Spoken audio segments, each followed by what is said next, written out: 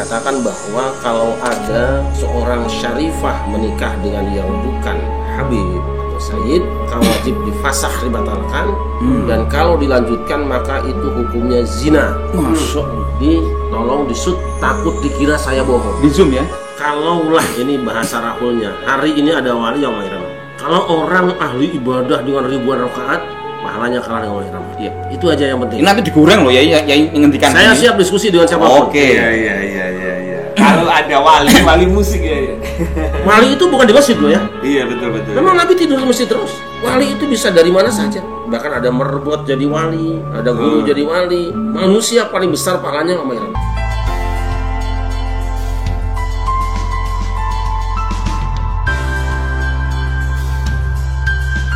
Assalamualaikum warahmatullahi taala wabarakatuh. Waalaikumsalam warahmatullahi wabarakatuh. Kali ini dalam podcast Padepokan Dakwah Sunan Kalijaga dengan moto Islam Pasti, NKRI Harga Mati, lagi mengadakan bincang-bincang santai. Dan alhamdulillah hari ini hari Jumat, hari yang berkah sebagai Sayyidul Ayyam, Jumat jamaah kita berkumpul di sini. Di sini ada Sohibul Bait, guru kita semua, Amin. kiai sekaligus juga memahami ilmu seni, memahami ilmu filosofi, memahami ilmu budaya, yaitu Kiai Haji Syarif Rahmat. Oke.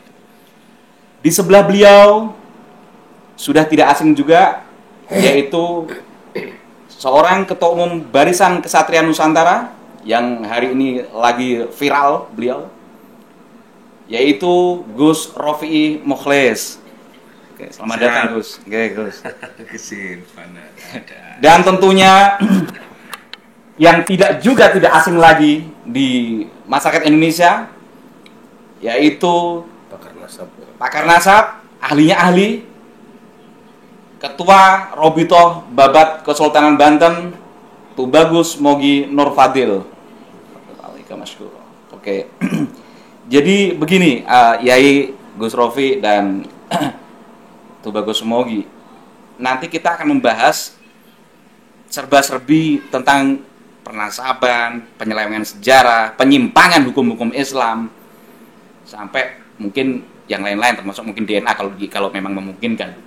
Kiai Syarif Rahmat, seorang tokoh nasional yang sudah menggeluti ini jauh sebelum konflik nasab ini ada, yaitu saya sendiri saksinya, tahun 2000-an awal. Bahkan sempat membuat buku, mengadakan seminar di UIN tahun 2015, sampai yang terbaru kemarin. Nah, ini kira-kira bagaimana ya serba-serbi pernasaban, penyimpangan sejarah, penyelewengan makam, penyelewengan sejarah NU, bahkan bangsa, sampai kejahatan-kejahatan yang lain. Dikaitkan nubuah Nabi tentang fitnah sarot, yaitu ada seseorang atau kaum yang ngaku sebagai keturunan Nabi, padahal hakikatnya adalah kotoran Ahlul Bait. Ya tadi namanya kotor ya nggak wangi, berarti nggak mungkin itu keturunan Nabi, kan gitu. Yang salah satu cirinya mereka tadi hubud dunia, senang dunia, mungkin dengan cara jual nasab atau apa, menyimpangkan sejarah, modus-modusnya seperti itulah. Lah, menurut Yai, bagaimana Yai memahami konflik ini? Kira-kira solusinya apa? Yang mungkin juga nggak bisa 1-2 hari selesai, Yai. Monggo. Ya, pertama kali saya ingin memperkenalkan sebuah buku Ahlul Bait dan Kafaahnya karya Habib Umar Mukhtar Syahab. Oke. Ini kalau tidak salah tadinya semacam tesis ya atau skripsi. Di dalam buku ini dikatakan bahwa kalau ada seorang syarifah menikah dengan yang bukan Habib atau Sayyid, maka wajib difasakh, dibatalkan, dan kalau dilanjutkan maka itu hukumnya zina. Masya Allah. Tolong disut, takut dikira saya bohong. Di zoom ya. Ini orangnya dari Palembang. Nah, saya ingin hubungkan dengan saudara-saudara saya sebangsa setanah air yang merupakan terah Wali Songo. Jika Wali Songo itu adalah Sadat Ashraf, kemudian punya anak perempuan, dan anak perempuan itu kawin dengan yang bukan sayyid, bukan habib, bukan syarif, seperti pernyataan selama ini, maka berarti semua trah yang ada hari ini itu turunan orang zina. Masya. Kalau versi buku ini. Loh iya. Habib ini. Allah. Jadi semua turunan Wali Songo yang hidup hari ini adalah turunan anak zina. Allah. Kiai-kiai pesantren itu turunan anak zina. Masya Allah. Ini resiko fikih. Berarti yai itu menikahkan segala macam itu juga. Iya. Wah, konsekuensinya panjang juga. Jadi misalnya tuh Bagus Nur Fadil ini, beliau itu punya putri, lalu kawin dengan Gus Irfan yang bukan habib, bukan sayyid. Ya. Itu zina. Ini bukunya. Saya tidak mau bicara baik kata tapi data. Ini. Saya ingin mengucapkan selamat kepada Trah Wali Songo yang kalian turunan zina semua. Masya Allah. Sengatan sekali Kiai ini. Ini namanya tegangan super tinggi Kiai. Tapi dengan edukasi ya, bukan ngawur ya tegangannya ya. Terus Yai, terus. Ya kan? Itu yang pertama. Yang kedua, Nabi pernah mengatakan innal irqa dassas. Keringat itu menetes. Makanya orang sudah mengatakan uyah mah tara TS kaluhur, garam tidak menetes ke atas. Oh iya. Kata orang Jawa tunggak jarak menarak, tunggak jati semi, kacang ora tinggalan jarane. Teng manuk, teng anak meraku, kuncungan air, cucuran atap jatuhnya ketelimbahan juga, jatuhnya buah takkan jauh dari pohonnya. Kecuali yang bawa codot ya. Artinya gini, mengapa tahun 2000-an, 2015 saya mencoba mengoreksi badan sendiri tentang anggapan pada orang bahwa ini dzurriyyah Nabi dan bukan dzurriyyah Nabi. Saya ngeragap. Ketika saya belajar, saya hafalkan Quran, saya hafalkan kitab-kitab hadis. Saya bayangkan Rasulullah manusia yang luar biasa. Dan mungkin orang akan mengatakan ketika bertemu Rasul ini pantasnya malaikat. Suci, bersih, bening, mulai dari tutur katanya, bahkan pikiran yang orang tidak melihat, Rasul tidak pernah kotor. Ya Allah. Hatinya tidak pernah ada keinginan menyakiti orang. Ya Allah. Dan beliau itu apa sih? Raufur Rahim. Ya. Ini yang sering saya sampaikan bahwa Rasul itu punya dua sifat yang dalam tanda petik mencuri sifat Allah. Mencuri dalam tanda kutip ya, ini bahasa ini ya. Awas dalam tanda petik ya. Innallaha bin-nasi Raufur Rahim. Ya kan? Harisun 'alaikum bil mu'minina Raufur Rahim. Ra'fah dan rahmah ini yang dimiliki Rasulullah yang menggambarkan betapa tingginya beliau. Apa itu? Ra'fah. Ra'fah itu tidak mau menyakiti orang lain. Walaupun dia disakiti, ketika akan bertindak membalas dia muncul. Jangan-jangan dia tidak kuat. Aku nggak jadi. Itu yang ada pada Rasulullah. Jadi Rasul dicaci nggak pernah balas caci, pasti doa. Nah, ini aneh kan? Iya. Nah sekarang ini yang ngaku turunan. Iya monggo. Nah kalau dihina dikit, minta orang yang ngeritik dia dipersekusi. Ya itu dia. Benar. Saya kok merasa kalau saya piara ayam banyak ya. Begitu ayam beranak bertelur, ayam pelung, besok anaknya pelung juga. Iya. Gitu. Jadi berkokok juga. Macan metu mati layar macan. Saya tidak pernah punya ayam mengeong-eong, nggak pernah. Oke. Itu aja. Nah kemudian apa namanya? Dalam ya ini ya. Iya. Nah itulah yang kemudian timbul pertanyaan, apakah benar ada di antara teman-teman saya yang katanya itu dzurriyyahnya Rasulullah, tapi kok tutur katanya, perilakunya, iya, ngatain orang dajjal, menyelewengkan sejarah, menyimpangkan tafsir Quran, bahkan memalsukan beberapa hadis. Iya, Masya Allah. Nah, kemudian saya juga mencoba berkenalan, kan sejak muda saya memang sedang ziarah kubur dan sedang bertemu dengan kiai-kiai. Saya suka membaca kiai punya silsilah gitu kan, silsilahnya ini. Terus ketemu ini silsilahnya ini, kok belakangan nemu silsilah yang ada itunya, kok lain ya? Nah ini timbul pertanyaan. Iya. Maka kemudian saya mencoba melakukan perenungan lah, ditambah lagi dengan beberapa tempat yang terindikasi ada pemutarbalikan sejarah. Kita lemparkan dalam seminar besar, kita undang pakarnya yang saya anggap nomor 1 di Indonesia, Ridwan Saidi, Mansur Suryanegara, Profesor Agus Nyoto juga. Nah, kita mohon dibuka segamblang-gamblangnya, ini ada apa di Indonesia ini. gitu. Oke. Ada apa gitu. Oke. Nah itu sebenarnya kenapa kemudian saya Iya, betul. begitu ada Kiai Imad, ada Tubagus Nur Fadil, ada Nur Fakih sini. Lah ini yang kita tunggu.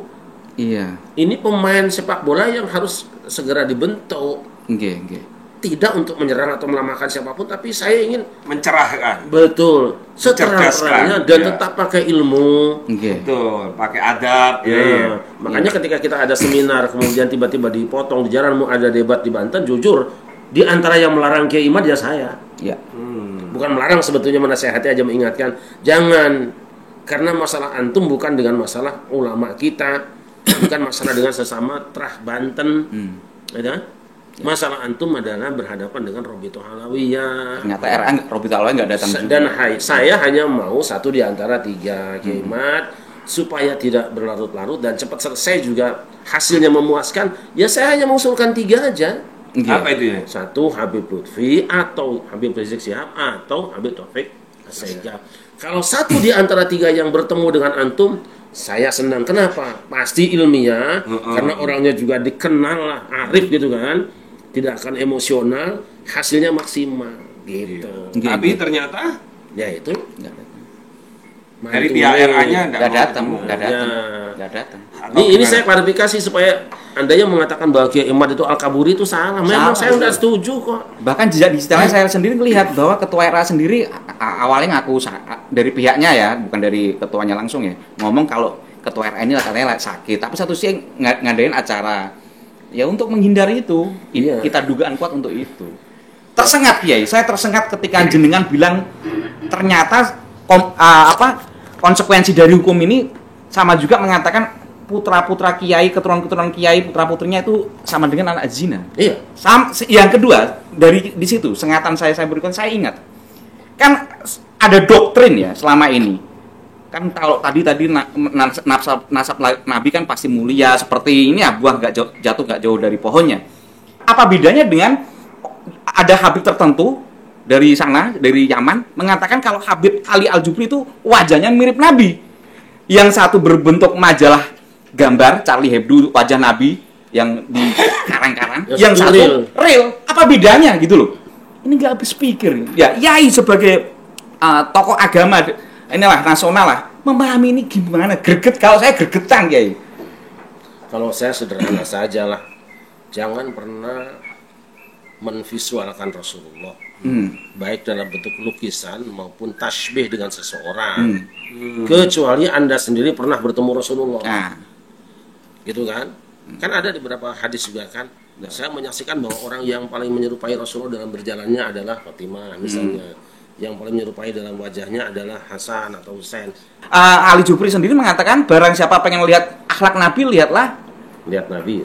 Ini Habib Umar katanya. Jadi kalau wajah ke Ali Jubri, kalau akhlak lihatlah Umar. Jadi ini kayak TikTokan gitu Kiai. Untuk klannya mereka sendiri. Mungkin itu untuk dorongan supaya rajin ngaji. Oh gitu Kiai. Saya kira itu ya, supaya orang-orang tuh mau ngaji.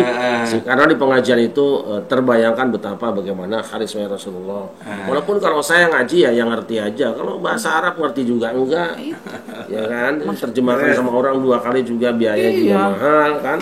Tapi ya itu kan beda. Ada orang yang kuat akidah karena melihat wajah, ada kuat akidah karena mendengarkan statementnya, ada kuat akidah juga karena duitnya, kan ada saja. Jadi, mungkin kebanyakan orang di antara kita itu kalau melihat wajah sudah kuat. Seperti ziarah kubur Wali Songo, itu ya kuburan itu ya bukan kuburan Wali Songo yang dulu, ini udah baru-baru kayak Sunan Ampel kan sekarang sudah ditambahin tuh, tambahin. Jadi orang kagum tuh dengan kuburannya. Nah itu masalahnya. Makasih. Sekarang Gus Rofi Mukhlis. Roma Irama. Oh iya. Ya betul. Oh iya, sebelum ke situ ya. Jadi Yai Syarif Rahmat ini adalah penggemar Roma Irama, bahkan beberapa ini kru Soneta juga sering silaturahmi di Yai Syarif. Sahabatnya Yai Syarif juga. Dan saya kira Yai juga sangat senang lah melantunkan lagu pembaharuan kan. Kan NU ini kan pas 1 abad NU kan. NU didirikan 1926, tapi kalau tahun secara hijriahnya kan pas 1 abad. Nah, ini apakah ada perubahan segala macam, dan bagaimana kesan Yai pada Kiai Haji Raden Haji Oma Irama bagaimana beliau alhamdulillah mendukung perjuangan ulama Nusantara ini, Kiai. Pertama ingin saya sampaikan bahwa mungkin saya lebih pantas disebut murid Oma Irama lah. Oh gitu ya. Iya. Raden Haji Oma Irama. Orang kadang-kadang Haji Roma itu Iya. udah. Raden ya. Iya, RH itu Raden Raden. Haji Oma Irama. Ini ada mungkin piringan hitamnya di sini ada nih. Wah ini ya koleksinya. Nah ini Oma Irama tuh. Oh iya. Saya selalu pasang di sini karena ada berpuluh-puluh saya punya. Pamannya tuh Bagus Mugi juga Iya. secara nasab. Jadi kalaulah ini bahasa Rahulnya, hari ini ada wali yang Oma Irama. Ya. Wah. Kalau orang ahli ibadah dengan ribuan rakaat, pahalanya kalah dengan Oma Irama. Iya. Itu aja yang penting. Ini nanti digoreng loh ya ngendikan. Saya ini. siap diskusi dengan siapapun. Oke. Iya. Kalau ada wali musik ya. Wali itu bukan di masjid loh ya. Iya betul. Memang Nabi tidur di masjid terus? Enggak. Wali itu bisa dari mana saja. Betul. Ya kan? Bahkan ada merebut jadi wali, ada guru jadi wali. Wali parkir. Bisa. Jadi manusia paling besar pahalanya Oma Irama. Hari ini menurut saya ya. Saya kenal beliau tahun 77 ketika zaman masih ada partai kampanye itu sampai 7 meter benteng lapangan Bakti Banjar Turoboh. Begitu harismanya beliau. Iya. Dan kita membayangkan ya sekarang berapa juta manusia yang mendengarkan nasihat beliau lewat lagunya. Iya. Bukan juta, miliaran. Iya. Itu tablik akbar dong. Iya, secara nggak langsung tak. Lapangan mana yang mampu menampung jutaan Iya. itu tiap hari? Ya kan? Berapa juta manusia yang kemudian terbahagiakan hatinya. Ya. Lagi stres, putar lagu dia. Yes. Udah deh jangan banyak ngomong deh, itu aja. Kalau kita mah Iya. berapa banyak orang yang kemudian bisa sekolahkan anaknya, bisa bangun rumahnya, bisa naik haji. Bukan. Iya betul. Bahkan berapa orang yang masuk Islam karena lagu Roma Irama. Iya. Ini jangan diingkari lah, Iya betul.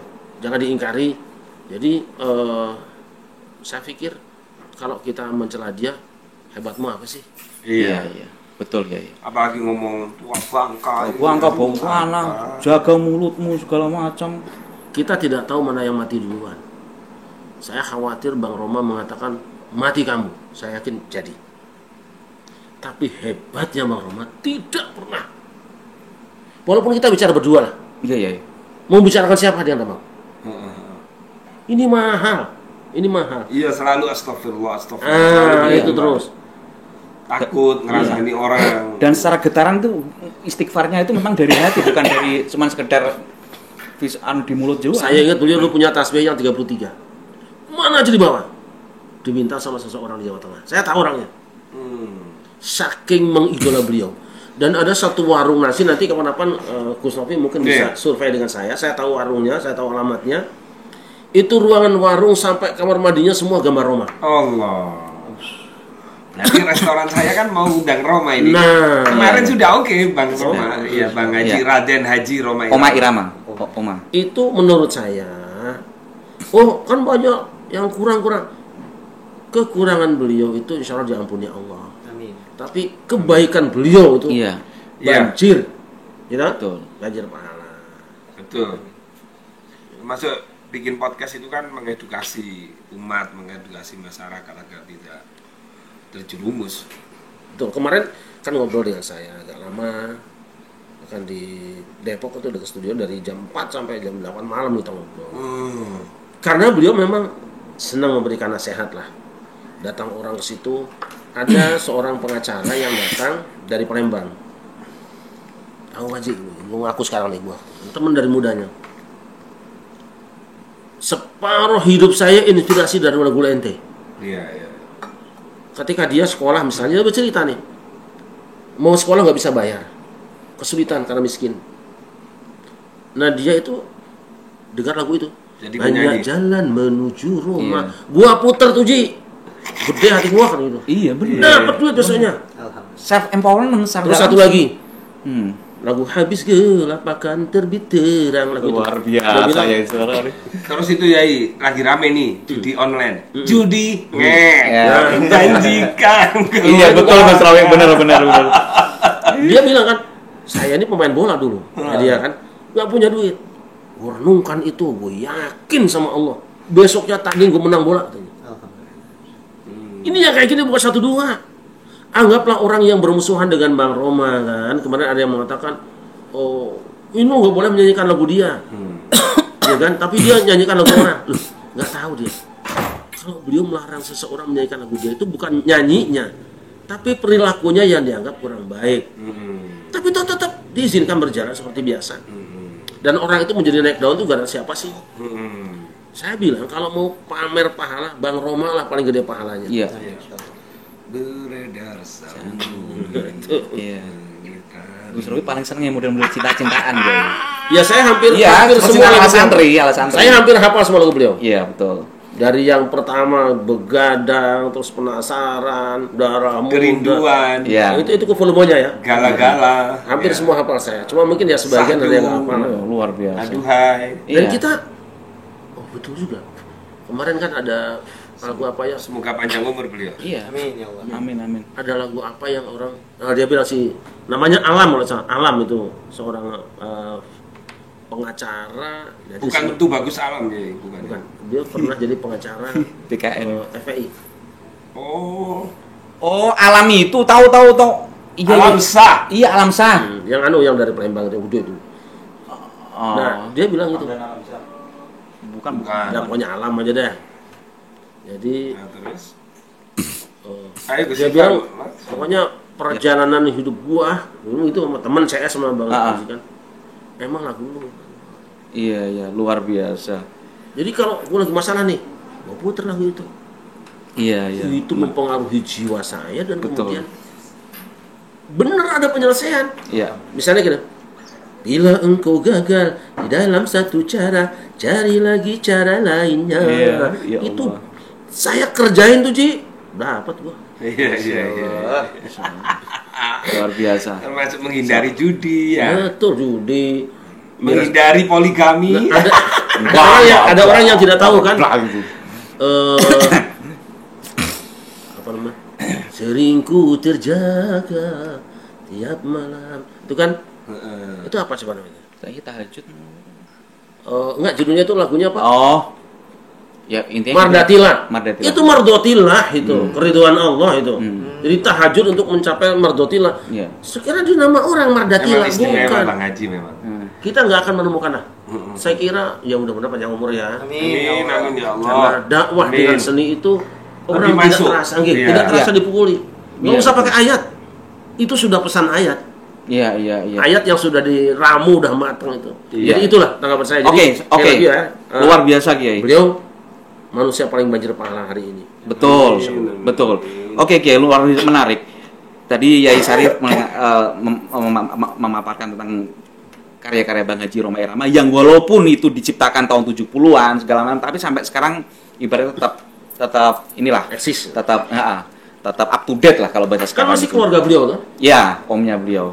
Secara nasab omnya beliau. Luar biasa. Begitupun ini, kalau sesuatu itu pakai niat yang baik, itu akan abadi walaupun itu karya lama. Begitupun masalah nasab ini kan udah hampir 2 tahun ini. Berarti ini kalau biasanya isu buatan manusia, kayak Sambu, itu nggak begitu lama. Pesulap merah nggak begitu lama. Ini kok lama? Karena ini ada suatu tadi fitnah sarro. Sama. Oke, sekarang ke Gus Rofiq Mukhlis sebagai Ketua Umum Barisan Kesatria Nusantara. Saya juga memakai ini nih, dikasih beliau. Oke. Kemarin saya melihat Gus Rofiq dengan menyala itu maksud semangat ya, semangat tapi dengan dasar, bukan semangat modal, semangat doang. Itu memberi pesan keras pada Habib Mukhdor. Bahkan Gus Rofiq bilang saya jangan pakai Pak itu untuk orang Nusantara lah ya. Pakai sesuai niatnya aja kalau bisa. 99 lawyer itu. Iya, 99 lawyer juga, Gus Rofiq juga 99 lawyer untuk membela Bang Haji Roma Irama tadi atau Oma Irama tadi.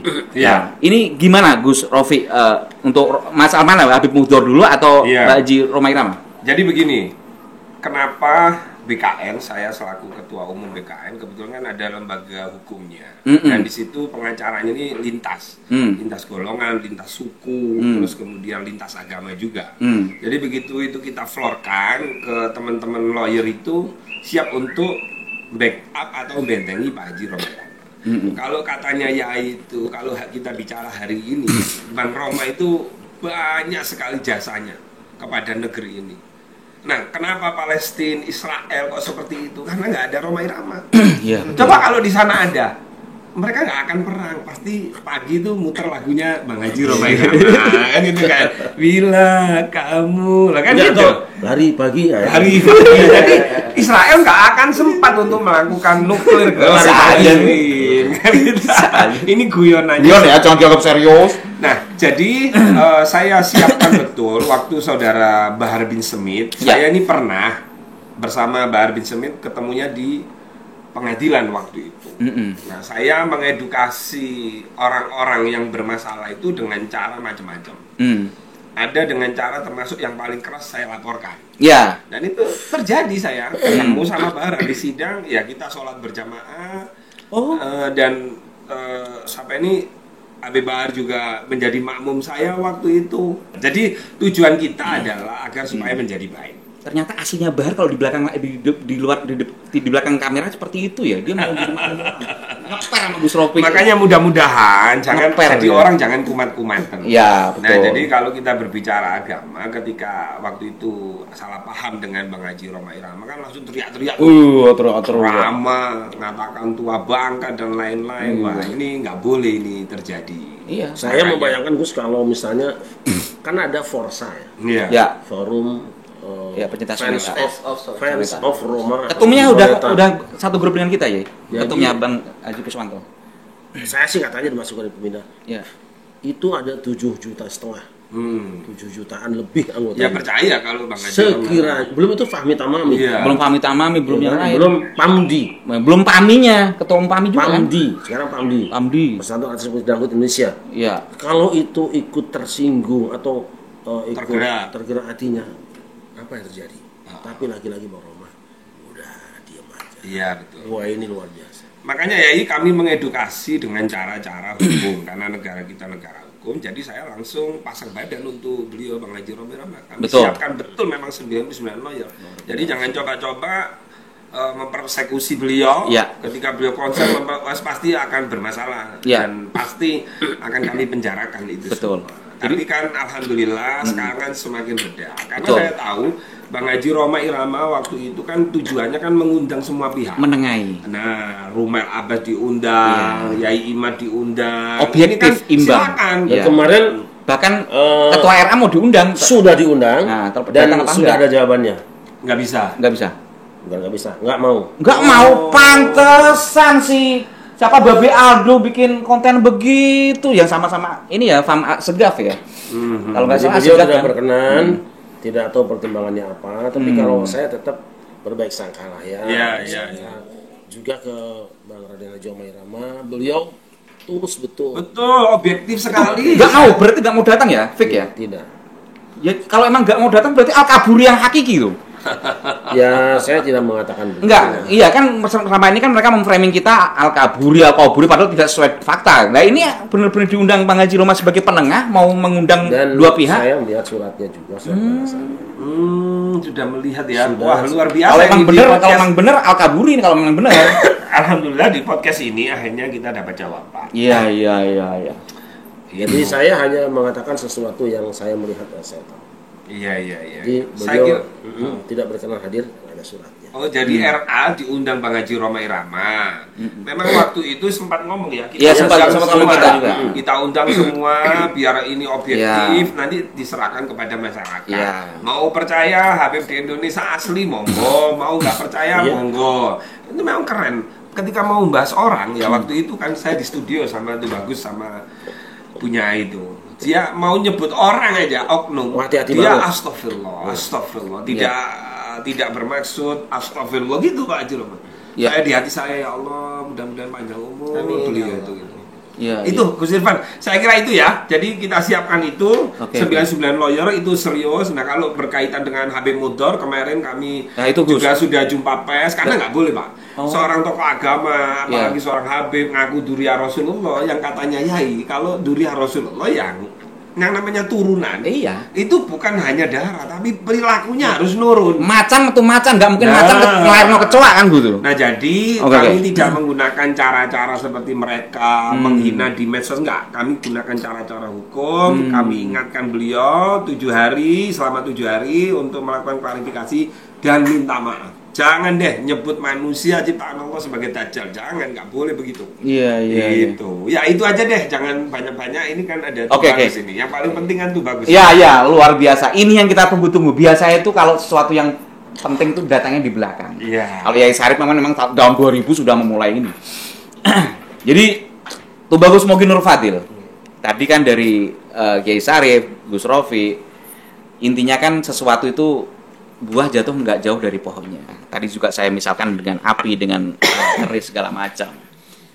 Nah, adanya sekarang kan penipuan nasab, ya, pemalsuan nasab, menyelewengkan sejarah, menyelewengkan makam, ya, menyelewengkan sejarah NU dan NKRI. Apakah ini semua ini turunan Nabi yang jauh banget gitu? Nggak mungkin lah macan itu keluarnya serigala gitu loh. Kalau 1-2 mungkin ada ganjil, tapi ini oknum banyak gitu loh. Menurut Tubagus Mogi Nur Fadil, Fayatafil alaika masykurah. Baik, terima kasih. Langsung saja, karena ini terkait juga tadi dengan pernasapan dan juga dengan figur tokoh kita Om Roma Irama. Jadi saya kaitkan dulu sebentar. Ya. Bahwasanya tadi kan juga disebutkan Om Roma Irama itu biasanya tidak mau ada sebutan fitnah atau gibah dan lain sebagainya. Nah, termasuk dari podcast kita kali ini pun juga publik perlu tahu, ini pembicaraan kita mau membahas masalah Habib Ba'alawi ini bukanlah suatu gibah yang berdosa. Ya. Nah, bukanlah, tapi bahkan suatu yang hasanah.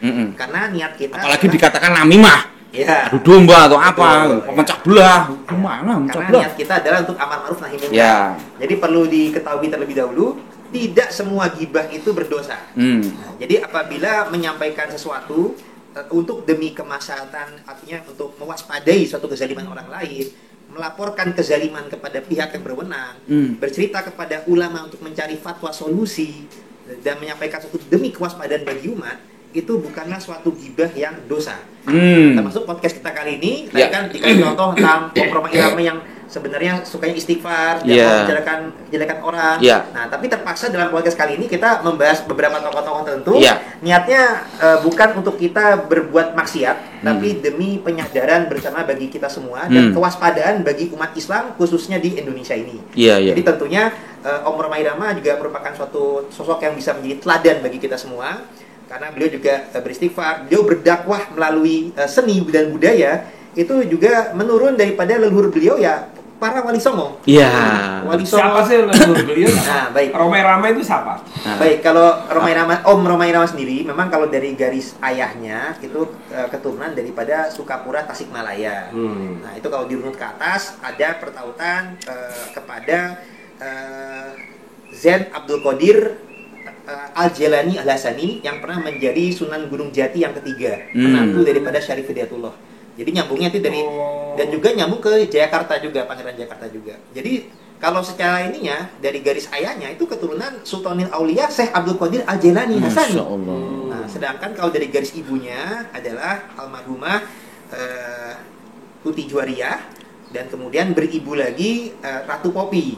Nah, di mana Ratu Popi ini adalah adik daripada buyut kami. Saya punya ayah saya punya kakek bernama Raden Mukhtan. Dan Mukhtan itu kakak daripada Ratu Popi, anak daripada Raden Tubagus Suryawinangun. Nah, beliau adalah terah kepada Kesultanan Banten. Jadi nyambung kepada Pangeran Sogiri yang dimakamkan di Jatinegara Kaum juga, yang merupakan cucu keponakan daripada Pangeran Jayakarta. Pangeran Sogiri adalah anak daripada Sultan Ageng Tirtayasa Banten, bin Sultan Abdul Malik Ahmad, bin Sultan Abdul Mafakhir Muhammad Qadir, bin Mana Muhammad Nasruddin, bin Mana Yusuf, bin Mana Hasanuddin, bin Syarif Hidayatullah Sunan Gunung Jati. Nah, kalau jalur yang ini, jalurnya kepada jalur Makhdum Al-Kazimi Al-Bukhari An-Naqawi Al-Kazimi Al-Husaini. Nah, berarti dari garis ibu Om Roma Irama itu ke jalur Sayyidina Husain, ke jalur Makhdum Al-Bukhari Al-Husaini Al-Kazimi, bukan Ba'alawi. Sedangkan dari jalur ayahnya kepada jalur Al-Jalani Al-Hasani. Masya Allah. Hasanain gitu.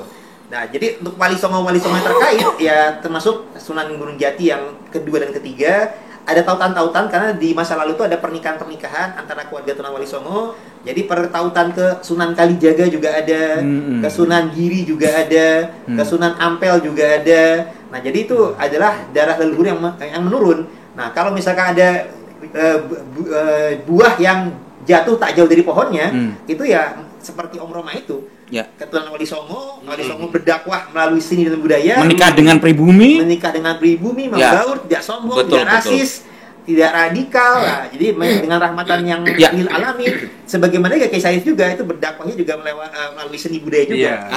Jadi dari keluarga Wali Songo sendiri dan ya para ulama Nusantara, termasuk yang kita sudah kenal juga Kiai Madin Usman, masih saudara kita juga, itu kan sudah mengeluarkan tesis ilmiah. Nah, di mana masalah nasab Ba'alawi ini tadi kita sudah melihat kalau Gus Irfan menyampaikannya ataupun Yai Sarif dari karakter yang tidak sesuai dengan klaimnya mereka. Nah, karakter ini ya bisa jadi merupakan salah satu alasan di mana para peneliti itu juga sifatnya menjadi latar belakang mencurigai kebenaran nasab mereka kepada Rasulullah.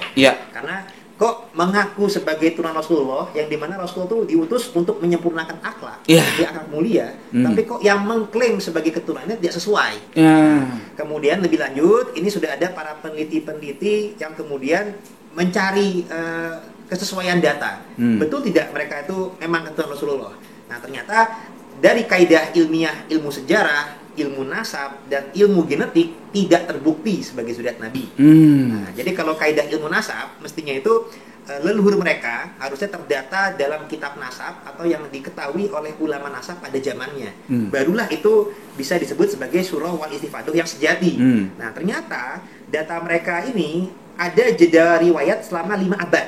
Nah, sehingga tidak bisa dinyatakan sebagai surah wal istifadah karena hanya diviralkan itu 5 abad kemudian. Sedangkan di masa-masa hidupnya tokoh yang diklaim sebagai leluhur mereka yaitu Said Ahmad bin Isa itu adalah tokoh yang hidup di abad 4 Hijriah.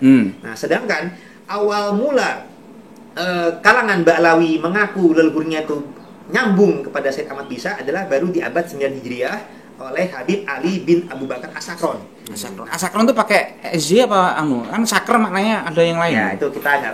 Oke, biar nggak jelas. Karena artinya jeda 5 abad ini artinya belum tentu benar. Nah, apalagi dikaitkan lagi dengan kaidah ilmu sejarah. Nah, dalam ilmu sejarah itu memang kalau misalkan belum ketemu data pembanding antara data yang sejaman atau primer dengan data di masa kemudian atau data sekunder, selama belum ketemu data pembanding, kita masih bisa mengedepankan husnuzon, prasangka baik dulu. Kalau dalam ilmu hukum praduga tak bersalah dulu gitu. Nah, tapi data sekunder yang baru muncul di abad 9 Hijriah ini sudah ketemu data pembandingnya dengan data-data primer yang lebih tua, abad 4 sampai dengan 8 Hijriah, dan ternyata terbukti tidak sesuai. Nah, dalam ilmu sejarah, apabila data sekunder kontradiksi tidak sesuai dengan data primer, maka yang pasti salah, yang batil adalah data sekunder. Tidak mungkin dibalik data primer malah yang salah, data sekunder malah dianggap benar, itu nggak mungkin. Apalagi dari kajian penelitian pustaka, kan para Habib Ba'alawi muasal Yaman ini, dimulai dari Habib Ali bin Abu Bakar As-Sakron dalam kitab Berketua Musikoh, itu kan kemudian keluarga besar keturunan ini mengklaim leluhurnya mereka adalah Ubaidillah bin Ahmad bin Isa. Nah, Ubaidillah ini konon lahirnya di Irak, usia 22 tahun baru pindah ke Yaman beserta ayahnya. Nah, ternyata dalam data Irak dan data pustaka yang sudah diteliti oleh berbagai ulama kita, termasuk Kiai Ibn Usman Al-Bantani dalam tesisnya, ternyata Said Ahmad bin Isa ini tidak hijrah ke Yaman dan tidak punya anak yang bernama Ubaidillah. Hadramaut lebih khusus lepasnya ya? Lebih tepat lagi ke Hadramaut. Jadi ternyata dalam patokan misalkan kitab Sejatul Mubarakah, anak daripada Said Ahmad bin Isa hanyalah 3, yakni Muhammad, Ali, dan Hussein. Tidak ada yang bernama Ubaidillah. Apalagi yang kita pakai logika juga, nama Ubaidillah ini adalah nama salah satu pembantai keluarga Nabi, yaitu cucu Nabi Imam Hussein di Karbala ya. Di Karbala. Betul. Itu adalah satunya adalah Ubaidillah bin Ziyad. Oh, namanya Ubaidillah juga. Iya. Nah, sedangkan Said Ahmad bin Isa kan menamakan anak-anaknya yang asli itu kan dengan nama-nama berpola cinta kepada keluarga Nabi, Muhammad, Ali, Hussein.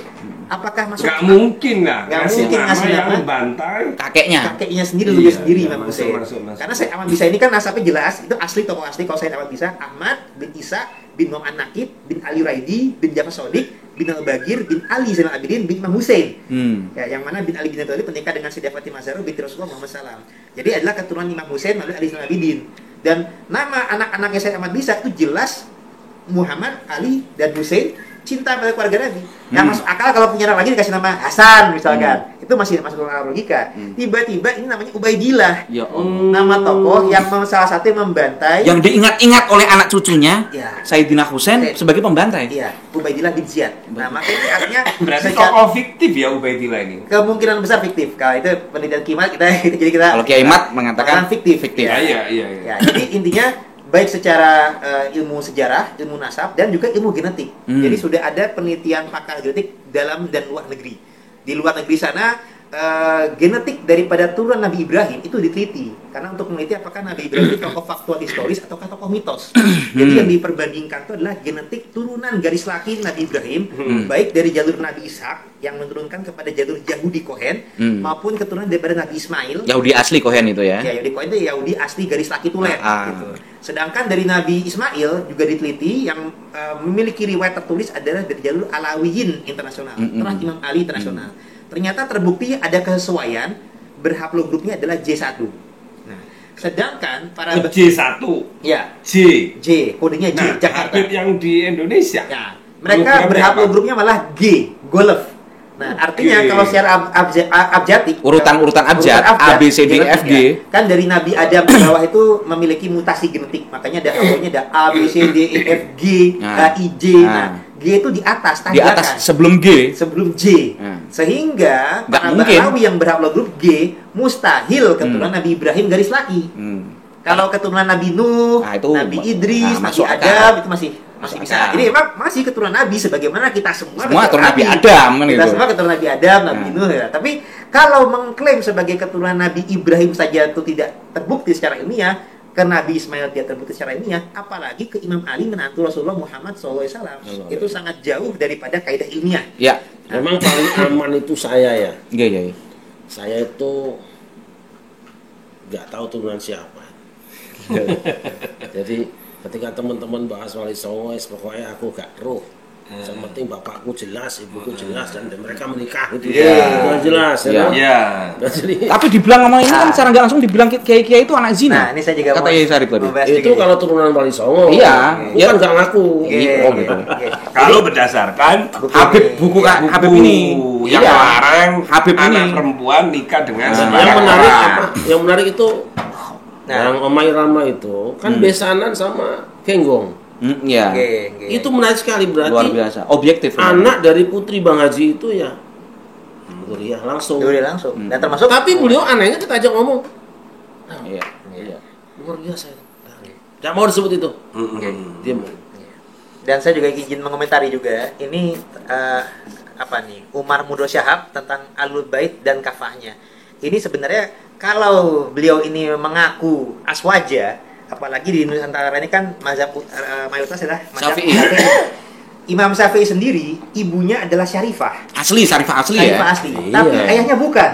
Gimana tuh? Andai kata para Habib Alawi Ngaku mazhabnya Syafi'i. ngaku mazhabnya Syafi'i. Bahkan tadi kalau Kiai Syarif juga menyampaikan sama saja menuduh para kiai-kiai kita. Tapi kalau saya sampai lanjut lebih lagi, ini sama saja menuduh Imam Syafi'i sebagai anak zina. Karena Imam Syafi'i sendiri ibunya Syarifah, bapaknya bukan. Nah, tapi mereka Bukan mengklaim. Nah, artinya kalau menurut pandangan kami, ini para Habib Alawi Masal Yaman, ini Saenake dhewe. seenaknya sendiri. Bahkan Jangan-jangan takiyah. Ada yang menarik lagi.